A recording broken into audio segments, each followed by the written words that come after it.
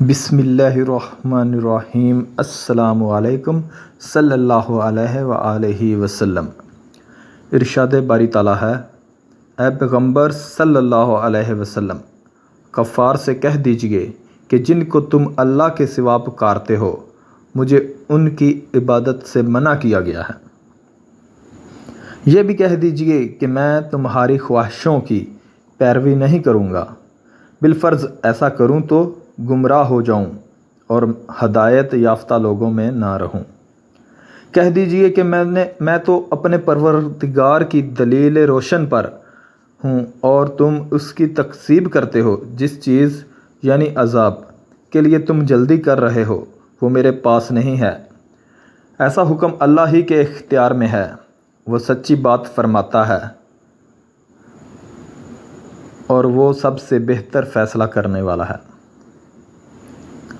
کہہ دیجئے کہ جس چیز کے لیے تم جلدی کر رہے ہو اگر وہ میرے اختیار میں ہوتی تو مجھ میں اور تم میں فیصلہ ہو چکا ہوتا، اور اللہ ظالموں سے خوب واقف ہے، اور اس کے پاس غیب کی کنجیاں ہیں جن کو اس کے سوا کوئی نہیں جانتا، اور اسے جنگلوں اور دریاؤں کی سب چیزوں کا علم ہے، اور کوئی پتہ نہیں جڑتا مگر وہ اس کو جانتا ہے، اور زمین کے اندھیروں میں کوئی دانہ اور کوئی ہری یا سوکھی چیز نہیں مگر کتاب روشن میں لکھی ہوئی ہے۔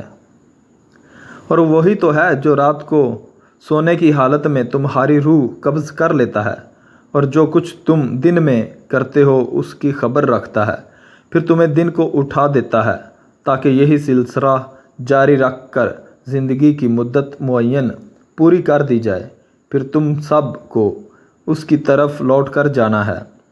اس روز وہ تم کو تمہارے عمل جو تم کرتے رہے ہو ایک ایک کر کے بتائے گا، اور وہ اپنے بندوں پر غالب ہے اور تم پر نگہبان مقرر کیے رکھتا ہے، یہاں تک کہ جب تم میں سے کسی کی موت آتی ہے تو ہمارے فرشتے اس کی روح قبض کر لیتے ہیں اور کسی طرح کی کوئی کوتاہی نہیں کرتے۔ پھر قیامت کے دن تم تمام لوگ اپنے مالک کے برحق اللہ تعالیٰ کے پاس واپس بلائے جائیں گے۔ سن لو کہ حکم اسی کا ہے اور وہ نہایت جلد حساب لینے والا ہے۔